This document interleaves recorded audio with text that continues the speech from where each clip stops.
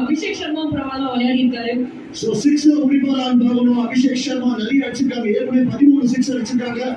இந்த போல பெரிய ஷாட்டா 6 தான் முடிக்கிறாரா? முடிச்சிட்டாரு 6 முடிப்பாரான்னு கேட்டேன். ஏன் கேட்கலீங்க? அப்படிதான் நான் முடிப்பேன். பயங்கரமான 14 sixes in the innings.